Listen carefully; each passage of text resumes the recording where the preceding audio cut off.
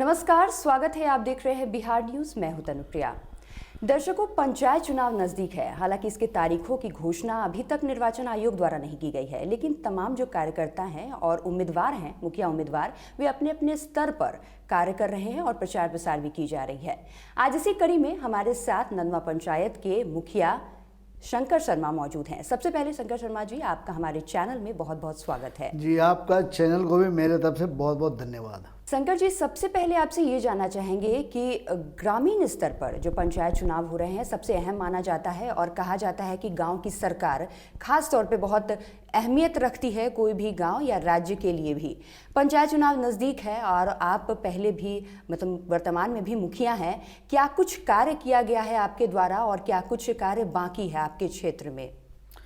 ये सबसे पहले तो मैं आपको ये जानकारी देना चाहता हूँ कि हमारे ग्राम पंचायत जो सबसे पहले आपका जो ग्राम पंचायत का जो क्षेत्र होता है, दायरा होता है, हम लोग का 10 गांव, 5 गांव, 6 गांव के अंतराल में आता है और उसके बाद फिर वार्ड वाइज हम लोग का होता है। सबसे पहले हम ये बताना चाहेंगे कि जो केंद्र का राशि है, केंद्र का जो पैसा है, वो सबसे पहले केंद्र से जो छूटता है हमारे स्टेट गवर्नमेंट के खाते में आता है और वहाँ से फिर हमारे जो ग्राम पंचायत का जो भी खाता होता है उसमें डाइवर्ट किया जाता है। हम लोग उसको अभी जो पैसे को ना हम लोग क्या करते हैं कि मुख्यमंत्री का जो 7 निश्चय के अंतर्गत जो अभी बहुत बढ़िया हॉट जो उनका ये योजना चल रहा है, हम लोग को बहुत अच्छा लगा और इसके ले करके हमारा जो ग्राम पंचायत में विकास जो भी हुआ है, मानता हूँ, मैं यही मानता हूँ कि मेरे यहाँ जो ये योजना आने से बहुत अच्छा विकास हुआ है और ख़ास करके जितने भी हमारे यहाँ लोग हैं इससे लाभान्वित भी हैं। बिल्कुल, तो लोग लाभान्वित हुए हैं। शंकर जी, एक चीज़ और यहाँ पे मैं आपसे पूछना चाहूँगी। लॉकडाउन के बाद कई प्रवासी मजदूर गांव तक पहुँचे और जीवन यापन के लिए उन्हें काफ़ी कष्ट भी उठाना पड़ रहा है। सरकार द्वारा कई योजनाएं भी चलाई जा रही हैं। ज़मीनी स्तर पर क्या कुछ कार्य किया जा रहा है इसको लेकर और कितने लोग प्रतिफलित हो रहे हैं इससे, और साथ ही साथ जो पलायन होता है मजदूर का, उसको रोकने के लिए क्या कुछ कार्य किया जा रहा है? सबसे पहले बात तो ये कोरोना की कर ली जाए तो कोरोना काल में जो गवर्नमेंट के द्वारा खास करके हमारे ग्रामीण, हमारे मसौड़ी क्षेत्रीय जनता या जो भी लोग हैं, अब जहाँ भी अनुमंडल के अंतर्गत जितने भी हमारे समाज सेवी लोग हैं, खास करके उनके द्वारा भी और हम लोग भी जो सरकार के द्वारा दिशा निर्देश दिया गया उसके आलोक में हम लोग ने भी कई एक बहुत सारे काम किए। जैसे मास्क का था, सैनिटाइज़र था, साबुन था, गांव का सैनिटाइज करना था, वो हम लोग के द्वारा किया गया, गवर्नमेंट के दिशानुसार भी किया गया। तथा जितने भी और लोग हैं या मेरे द्वारा भी अपना जितना बन सकता है, जितना बना, कोई ज़रूरी नहीं कि गवर्नमेंट के ही पैसे से ये किया जा सकता है मदद, उसको मदद बोलते हैं। तो हम लोग कोशिश करते हैं कि अपने से भी जितना लोग बन सकता है उसको करते हैं। तो हम लोग अभी कोशिश यही किए हैं कि कोरोना काल को जितने अच्छे बाखूबी हम लोग ने निभाया है। दूसरी बात है कि जो यहाँ लोग आए हैं, जो हमारे यहाँ बाहर से, उनका भी ख्याल रखा जा रहा है। तत्कालीन गवर्नमेंट के द्वारा सभी के खाते में 1000 रुपया भी दिया गया है। कुछ ऐसे भी जीरो बैलेंस वाले महिलाएं हैं, पुरुष भी हैं, जिनके खाते में पर मंथ के हिसाब से 500-500 रुपया भी दिया गया था। सबसे बड़ी बात है कि अब पलायन की बात है, तो पलायन देखिए, अभी सोच बदलने की बात होती है। मुझे लगता है कि मैं वहीं अच्छा हूँ, यहाँ कुछ नहीं है। अरे यहाँ काम मिलता है, ठीक है, जैसे मनरेगा का भी कार्य चल रहा है, या मान लिया गांव घर में जो जिस तरह का कार्य है, जिनको जो मिलता है वो कार्य करने में सक्षम है तो कर सकते हैं। लेकिन जहाँ तक अभी हमको देखने को मिलता है कि बाहर से दूर दूर से जो प्लान करके हमारे बिहार में जो भाई बंधु आए थे, जहाँ से जो आए थे, वहाँ से अभी हमको जानकारी हो रहा है कि बड़ी बड़ी बसें, जो AC बस, उनको भेजा जा रहा है, फिर उनको पुनः वापस ले जाया जा रहा है। तो लोभ प्रलोभ में लोग चले जाते हैं। तो सरकार की तरफ से इस तरह कुछ नहीं है। सरकार तो हमारे जो उनको बन रहा है, जितना बखूबी मैंने गवर्नमेंट दे रही है वो दे रही है, और हम भी उनसे भी खुश हैं। हमारे जनता जो है जो जा रहे हैं, जब जनता खुश तो हम भी खुश। इससे आगे क्या बोलना है फिर आगे? बिल्कुल, ये बात तो सही है कि अगर जनता खुश है तो प्रतिनिधि के तौर पर भी काम किया जाता है। लेकिन लॉकडाउन के समय स्वास्थ्य व्यवस्था पर भी काफ़ी सवाल खड़े हो गए। पंचायती स्तर पर कई जगह पे स्वास्थ्य केंद्र भी उपलब्ध नहीं होते हैं। इसी को लेकर के कई लोग बाहर जाने को मजबूर रहते हैं। रोजगार की बात की जाए, स्वास्थ्य केंद्र की बात की जाए, तो पंचायत स्तर पर क्या कुछ अभी कार्य करना बाकी है या फिर आपने क्या कुछ किया है इस स्तर पर? देखिए, कोरोना के समय में तो जो होना था वो तो हम लोगों ने किया, जो करना था हम लोगों ने किया, जो जिसको जो मुहैया कराना था। हमारे जो सरकार जो है लगातार आपको जून महीना से 3 महीना 2-3 महीने का राशन फ्री दे दिया था, जिसको राशन कार्ड नहीं था उसको नवंबर तक, जो कि कोरोना काल मई से शुरू हुआ, मई से नवंबर तक गवर्नमेंट अपने स्तर से सभी घरों को जिनके पास राशन कार्ड है फ्री का राशन और 1 पैसे का राशन मुहैया कराई। तो ये बहुत अच्छी बात है। अब उसके बाद भी जैसे अब कोई कहीं बाहर प्लान करे तो ये तो अनुचित है। रह गया बात कार्यशैली का बात, तो कार्यशैली में हम लोग जैसे हम लोग नली गली खरंजा हो गया, या फिर आपको जो वाटर सप्लाई का जो भी चल रहा है, नल जल हर घर नल जल योजना जो चल रहा है हम लोग का, तो नल जल भी बखूबी देखा जा सकता है हमारे यहाँ। मैं बता सकता हूँ कि हमारे ग्राम पंचायत में 13 वार्ड हैं, 13 वार्ड में हम 11 वार्ड से हम पानी जो है संचालित कर रहे हैं। देखिए, अभी इलेक्शन का टाइम होता है, इलेक्शन का टाइम जैसे ही नज़दीक आता है, कुछ लोग ऐसे भी होते हैं जो अभी बार बार हमारे दिशा निर्देश गवर्नमेंट की तरफ से आ रहा है कि दागी मुखिया चुनाव नहीं लड़ेंगे, ये नहीं लड़ेंगे। तो बहुत सारे कुछ ऐसे भी लोग होते हैं जो दिखाना चाहते हैं कि भाई हमारे यहाँ भी इस तरह का काम नहीं हुआ है, ताकि उनका चुनाव जो है बाधित हो, चुनाव न लड़ पावें। पानी अगर कहीं सही जा रहा है उसको इस तरह से लोग बाधित कर सकते हैं, करते हैं। या फिर कहीं भी कोई आदमी को लगता है, मतलब विपक्ष का जो भूमिका होता है विधानसभा से लेकर संसद से लेकर अभी हमारे ग्राम पंचायत में भी कार्यरत अभी चल रहा है। तो आप समझ सकते हैं कि हम लोग किस स्तर से कैसे काम कर रहे हैं, लेकिन काम जो भी कर रहे हैं बखूबी देखा जा सकता है। मैंने जो भी काम किया पूरा किया। अभी तत्कालीन में जो भी काम हमारे पास बचेगा आने वाले समय में मैं उसको भी पूरा करूँगा।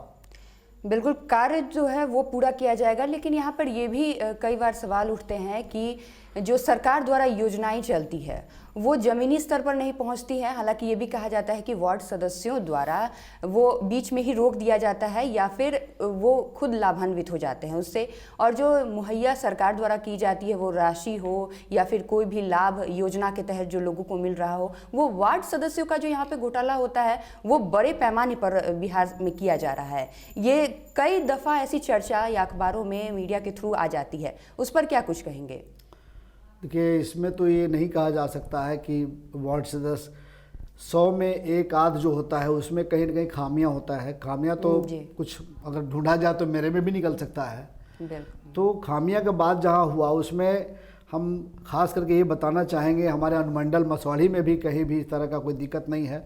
लेकिन मैं यादा कदा 1 2 3 मैं वो नहीं कह सकता हूँ कि सब जैसे जिस तरह से 5 उंगली हमारा एक बराबर नहीं है, उसी तरह हमारे जितने भी वार्ड भी हैं, कोई जैसे रिजर्वेशन कोटा भी चल रहा है, तो रिजर्वेशन कोटा में बहुत सारे ऐसे भी लोग हैं जिनको अंगूठा छाप हैं, उनको कुछ समझ में नहीं आता है।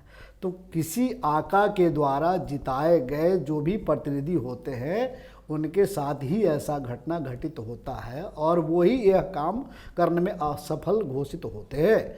वरना जितने भी लोग अपने स्वावलंबी हैं उनमें अभी तक हमें देखने को नहीं मिला है। जी बिल्कुल, जैसे आपने रिजर्वेशन की बात कही तो यहाँ पे मैं पूछना चाहूँगी कि ग्राम स्तर की राजनीति की बात करें तो वहाँ पर जाति धर्म बड़ा मुद्दा कहा जाता है। ग्राम स्तर पर ये बहुत कुछ देखने को मिलता है और इसका बहुत ज़्यादा असर हर चुनाव में देखने को मिलता है। इस पर क्या कहेंगे?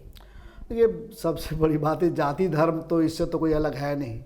और ख़ास करके इलेक्शन का जब मुद्दा आता है तो सारे लोग जितने भी हैं, मैं क्या बोलूं इसमें, लेकिन बोलना तो पड़ता ही है कि जितने भी आज इलेक्शन का टाइम है हर किसी को लगता है कि मैं उस बुलंदी को छूऊं, मैं उस जगह जाऊं, और उसके लिए वो नाना प्रकार के जो भी उनका हथकंडा होता है, हथियार होता है, उसको अपनाते हैं। जातीयता करते हैं, कोई धर्म से जोड़ते हैं, कोई अपना कार्यशैली को दिखाते हैं कि हमने ऐसे किया, उसने ऐसा नहीं किया। तो ये सब तो कहा कीजिएगा इलेक्शन का टाइम में होता है, सब इलेक्शन का टाइम में नहीं होगा तो कब होगा। और सबसे बड़ी बात है कि हम लोग उसी में जीते हैं और सबका काम करते हैं। सांसद का और विधायक महोदय का, सांसद महोदय और विधायक महोदय का जो कार्यशैली है उनका पार्टीगत होता है और हम लोग का पार्टीगत नहीं होता है। इसमें हम लोग को क्या होता है कि ज़्यादा कठिनाई, आज से 5 साल पहले, 10 साल पहले, 20 साल पहले अगर किसी को आपने एक झापड़ भी मारा हो तो वो आदमी याद रखता है, भाई साहब आपने तो हमें 10 साल पहले एक झापड़ मारा था। तो आप बता सकते हैं कि ये कितना कड़ा एग्जामिनेशन है ये पंचायत प्रतिनिधि का। तो इससे जाहिर कीजिए कि हम लोग कितना कड़ा, कितना मेहनत करके कितना आगे बढ़ते हैं और कितना काम करते हैं हम लोग, और हम लोग भी सुनना ज़्यादा ही पड़ता है हम लोग को। जी बिल्कुल। इस बार पंचायत चुनाव पहली बार ऐसा हो रहा है कि ईवीएम की मशीन के थ्रू किया जा रहा है। हालांकि निर्वाचन आयोग इस पर भी अभी संशय बरकरार की हुई है, तारीखों की भी घोषणा अभी तक नहीं हुई है। ईवीएम के द्वारा पहली बार चुनाव होगा, वोटिंग की जाएगी, इस पर क्या कुछ कहेंगे? हालांकि कई जो उम्मीदवार हैं, कई पार्टी भी इसका विरोध कर रही हैं, क्योंकि कई बार ऐसी खबरें आती हैं कि ईवीएम के द्वारा जो वोटिंग होती है उसमें गड़बड़ी निकलती जाती है और उम्मीदवार इसके फेवर में कई लोग नहीं रहते हैं। इस पर क्या कुछ कहेंगे?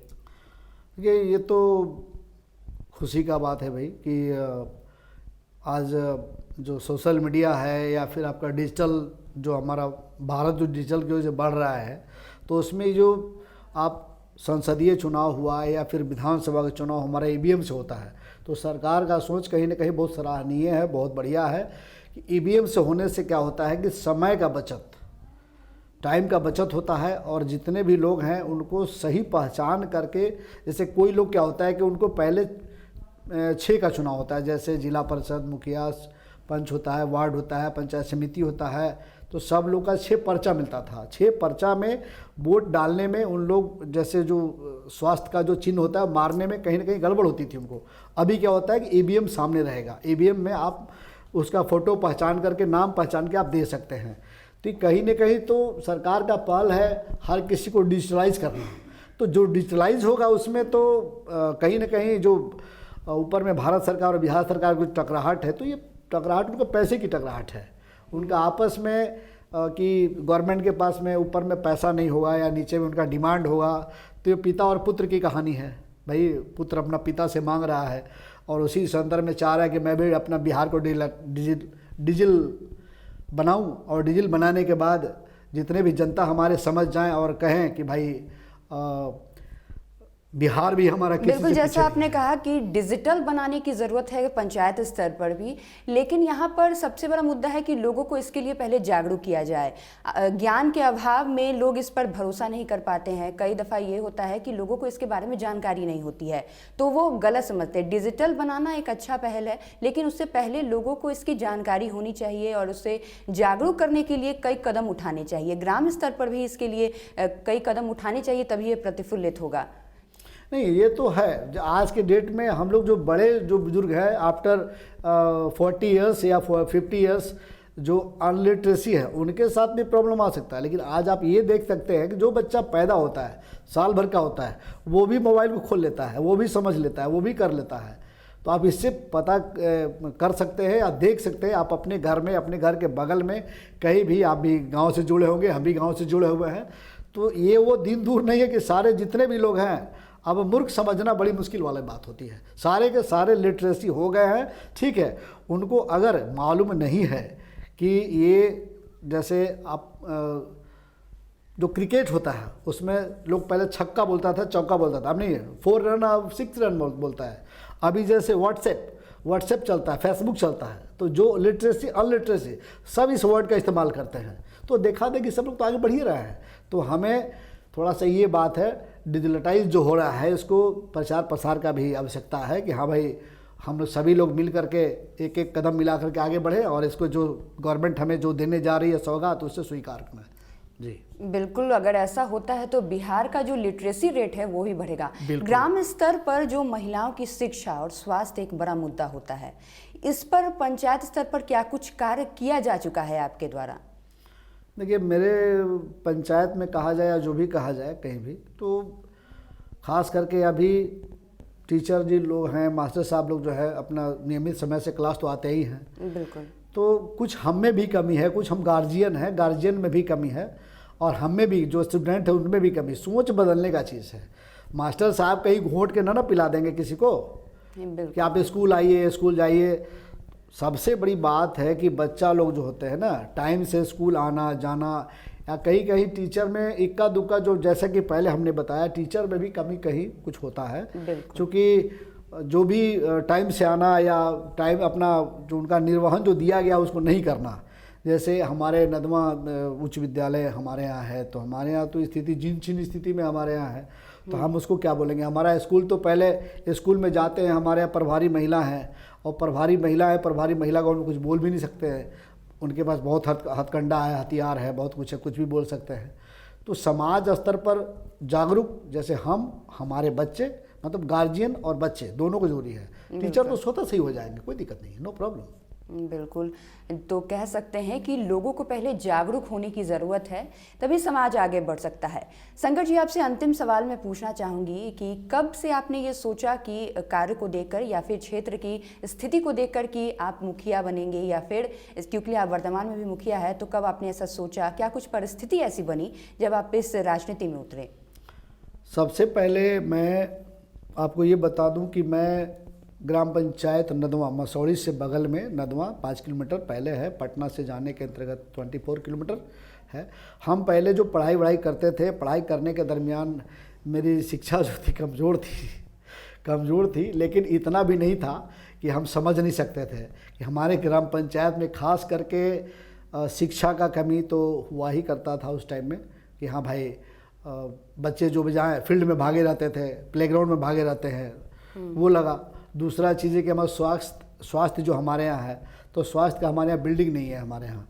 तो बाहर में कहीं जाते थे हम लोग, किसी और पंचायत में, जैसे जिला से बाहर जाते थे तो उनके यहाँ पंचायत भवन हुआ करता था, उनके यहाँ सामुदायिक भवन हुआ करता है, उनके यहाँ हॉस्पिटलाइज वगैरह जो होता है स्वास्थ्य भवन के लिए, वो भी हुआ करता था।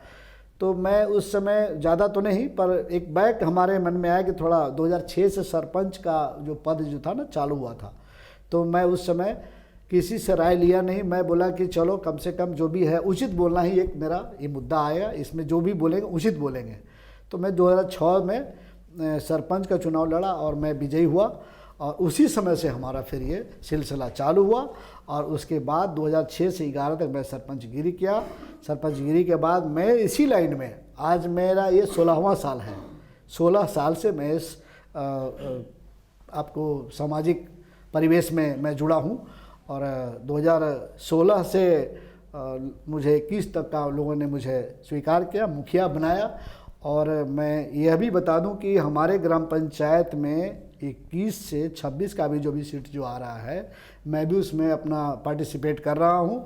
और इसके दरमियान मैं अपने जनता या आप सभी, मैंने इलेक्ट्रॉनिक मीडिया के माध्यम से ही कहना चाहूँगा कि जो भी मेरा कार्य चल रहा है, देखने का चीज़ है, जांच करने का चीज़ है, बोलने का चीज़ है।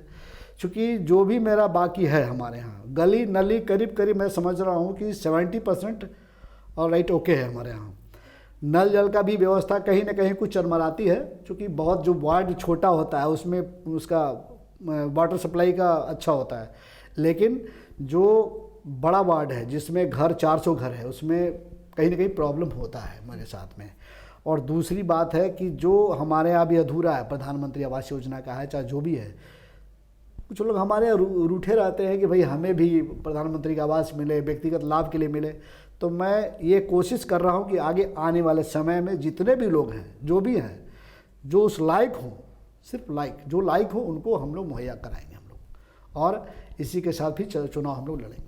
तो आपसे ये भी जान लूँ कि अंत में क्या कुछ आप नदवा पंचायत के लोगों से अपील करेंगे? पंचायत चुनाव नज़दीक है, क्या कुछ कहना चाहेंगे उनसे? ये आपके इलेक्ट्रॉनिक मीडिया के माध्यम से मैं सभी को सबसे पहले नमस्कार तो करता ही हूँ।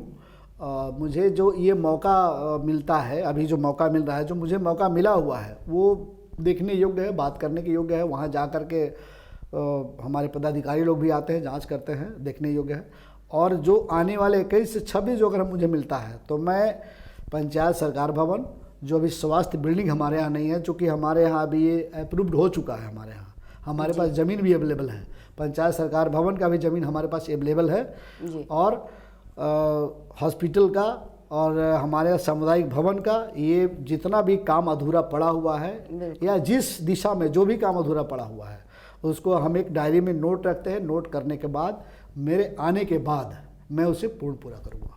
बिल्कुल, जो अधूरे काम हैं वो पूरा किया जाएगा। तो नदवा पंचायत के लोगों से अपील की गई है, और तमाम बातचीत करने के लिए, हमारे साथ साझा करने के लिए अपने कार्यकाल का और आगे क्या कुछ किया जाएगा, उसके लिए बहुत बहुत शंकर जी धन्यवाद। जी नमस्कार। और आप देखते रहिए बिहार न्यूज़। नमस्कार। तो ये थे हमारे साथ शंकर शर्मा जी, जो तमाम बातचीत की और क्या कुछ कार्य इन्होंने अपने ग्राम स्तर पर किया है और क्या कुछ कार्य बाकी है जो वो करने वाले हैं, वो हमसे साझा की। और आप देखते रहिए बिहार न्यूज़। नमस्कार।